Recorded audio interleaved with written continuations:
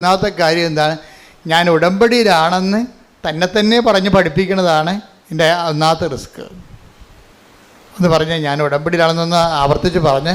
ഞാൻ ഉടമ്പടിയിലാണ്, ഞാൻ ഉടമ്പടിയിലാണ്, ഞാൻ ഉടമ്പടിയിലാണ്, ഞാൻ ഉടമ്പടിയിലാണ്. Okay, praise the Lord.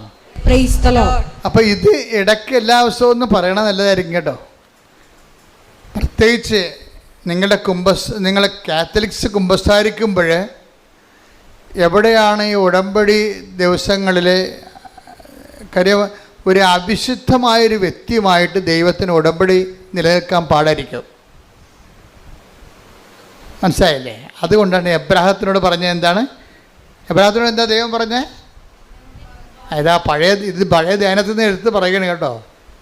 അത് പറഞ്ഞെടുത്ത് 17:1 എടുത്ത് ശ്രുതികട്ടെ. ഹല്ലേലൂയ. ഉൽപ്പത്തി 17:1. ഉൽപ്പത്തി 17:1. അബ്രാമിന് 99 വയസ്സായപ്പോൾ കർത്താവ് പ്രത്യക്ഷപ്പെട്ട് അവനോട് അരുൾ ചെയ്തു, സർവശക്തനായ ദൈവമാണ് ഞാൻ, എന്റെ മുമ്പിൽ വ്യാപരിക്കുക, കുറ്റമറ്റവനായി വർത്തിക്കുക. Praise the Lord. അതായത് ബൈബിളിൻ്റെ ഒരു പ്രശ്നം എന്ന് പറയണത് ഈ മനുഷ്യനെ നിരായുധീകരിക്കും. അതാണ് ഒരു പ്രശ്നം. ബൈബിളിൻ്റെ ഏറ്റവും രൂക്ഷമായ ഒരു പ്രശ്നമാണത്. നിരായുധീകരിക്കുമ്പോൾ എന്നാ പറ്റുക കഴിഞ്ഞാൽ ആയുധം കൊണ്ടുള്ള കളികളെല്ലാം ദൈവത്തിൻ്റെ ഭാഗത്തേക്ക് നമുക്ക് കൈമാറും. ഇത് അറിഞ്ഞിട്ട് വേണം ബൈബിളുമായിട്ട് ജീവിക്കാൻ തുടങ്ങാൻ. എന്ന് വെച്ച് കഴിഞ്ഞാൽ ചില സമയത്ത് ആയുധം വെച്ചുള്ള കളികളുണ്ടാവില്ലേ ജീവിതത്തിലൊക്കെ, അതിർത്തി തർക്കം, അടിപിടി, ആക്രമണങ്ങളൊക്കെ ഉണ്ടായത്. ഇങ്ങനെയുള്ള ചില ബലപരീക്ഷണങ്ങളൊക്കെ ജീവിതത്തിൽ വരും. ഇപ്പം ഞങ്ങളൊക്കെ ഇവിടം വരെ ഈ ശുശ്രൂഷ വരെ എത്തുമ്പോൾ എന്താ അതിനുള്ളിൽ ബലപരീക്ഷണങ്ങളുടെ ഒത്തിരിയേറെ ചാൻസുകളുണ്ടാവും. നമ്മളെന്നാ ചെയ്യും? ഈ ബലപരീക്ഷണങ്ങളെ നാട്ടുകാരെ പോലെ കിടന്നുകൊണ്ട് ബഹളം ഉണ്ടാക്കാനോ അടിപിടി ഉണ്ടാക്കാനോ നിൽക്കുക ഇല്ല. ആ ഫയല് മാതാവ് വഴി ഈശോയ്ക്ക് അങ്ങോട്ട് കൈമാറും. ഞങ്ങൾക്കറിയാം ഇതൊക്കെ ഒപ്പിടുമെന്ന്. കാര്യം ഇവരെ ഏൽപ്പിച്ചിരിക്കുന്നത് ബലപരീക്ഷണത്തിനാണ്. സാത്താൻ്റെ തല തകർക്കാൻ വേണ്ടി ദൈവം സൃഷ്ടിച്ച സംഭവമാണ്. പക്ഷേ എന്താ പ്രശ്നം? നിങ്ങൾക്ക് അമ്മാത്തു നിന്ന് ഇറങ്ങുകയും ചെയ്ത് ഭാര്യത്ത് എത്തിയില്ലെന്നുള്ള അവസ്ഥയാണ് പലരുടേത്. അതിപ്പോൾ ഒരു പഴഞ്ചൊല്ലാണ്. അമ്മയുടെ വീട്ടിൽ നിന്ന് പഠിക്കുകയായിരുന്നു, അവിടെ നിന്ന് ഇറങ്ങി ഭാര്യത്ത് അപ്പൻ്റെ വീട്ടിൽ എത്തിയില്ല, നടക്കു നിൽക്കുക.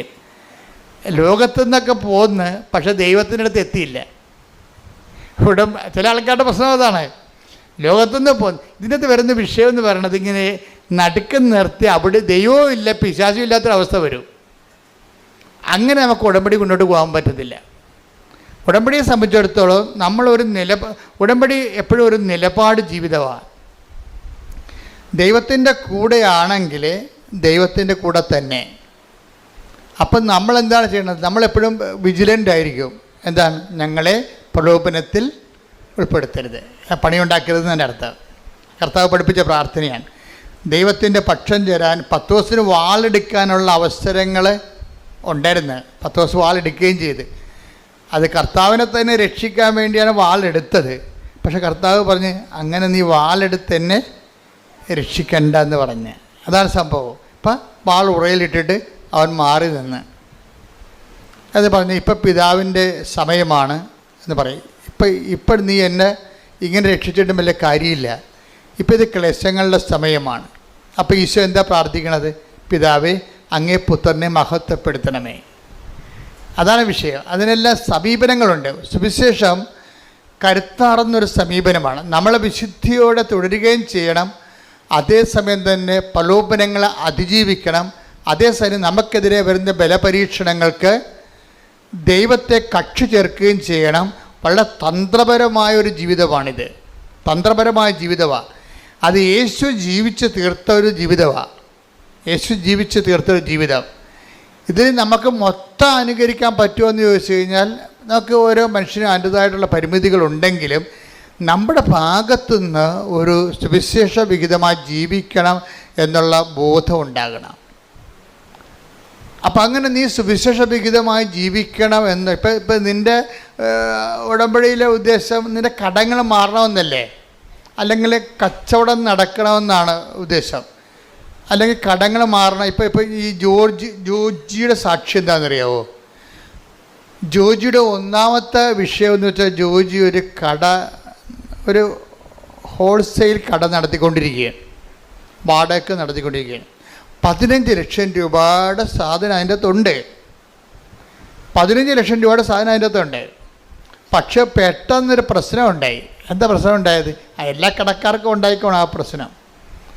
കാര്യം കടകളും അതുപോലെയുള്ള വിഷയങ്ങളുമെല്ലാം ലോകത്ത് ഭയങ്കരമായിട്ടുള്ള ഗതിവ്യതിയാനങ്ങൾ ഉണ്ടാകണില്ലേ?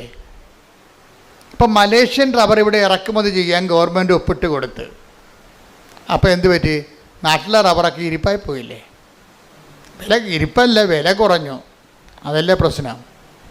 ഇപ്പം റബ്ബർ കർഷകൻ എന്ത് ചെയ്യാണ്? വെട്ടുകാരുടെ വില കൂടിയപ്പോൾ എന്നാ പറ്റി? ഉടയക്കാരൻ തന്നെ വെട്ടാൻ തുടങ്ങും. വെളുപ്പിന് എഴുന്നേറ്റ് 3 മണിക്ക് പോയി, അല്ലെങ്കിൽ ഒന്നും മുതലാകണില്ലേ? 80 ഷീറ്റിൻ്റെ റബ്ബർ മരങ്ങളുണ്ട്. പക്ഷേ വേറെ ആരെക്കൊണ്ട് വെട്ടിച്ച് കഴിഞ്ഞാൽ ഇതിൽ കിട്ടുന്ന മീതിയും കൊണ്ട് അവൻ പോവും. അപ്പോൾ എന്തു ചെയ്യും? ഉടയക്കാലം തന്നെ വെട്ടാൻ തുടങ്ങും. അപ്പോൾ ഇങ്ങനെ ഓരോരോ സമയത്തും നമുക്ക് നമ്മളുടെ തൊഴിലിനും വരുമാനത്തിനുമൊക്കെ പുതിയ വെല്ലുവിളികളുണ്ടാവും. ആ വെല്ലുവിളികളിലെല്ലാം ഉടമ്പടിയിൽ അതിൻ്റെ പ്രൊവിഷൻസ് ഉണ്ട്. എന്താ കാര്യം? ചില വെല്ലുവിളികൾ നമ്മുടെ നിലവിലുള്ള പവർ കൊണ്ട് കൈകാര്യം ചെയ്യാൻ പറ്റാതെ വരും. അത് ഇപ്പോഴല്ല, പണ്ട് മുതലേ ദൈവത്തിന് അറിയാവുന്ന ഒരു ദൈവം അറിഞ്ഞിട്ട് അതിന് സമാധാനം കണ്ടുപിടിച്ചിട്ടുണ്ട്. ചില വെല്ലുവിളികൾ നമ്മളുടെ പവർ കൊണ്ട് തന്നെ നമ്മൾക്ക് അതിനെ പ്രതിരോധിക്കാൻ പറ്റാതെ വരും. അതിനാണ് പറയണത് എന്താണ്? മെരിറ്റ്, നമ്മുടെ മെരിറ്റ്. ചില വെല്ലുവിളികൾ നമ്മുടെ മെരിറ്റ് കൊണ്ട് ചെയ്യാൻ പറ്റാതെ വരും. അതുകൊണ്ടാണ് ബൈബിൾ പുതിയ ഫോർമുല വെച്ചിരിക്കുന്നത്. എന്താണ്? Not by merit, but by grace.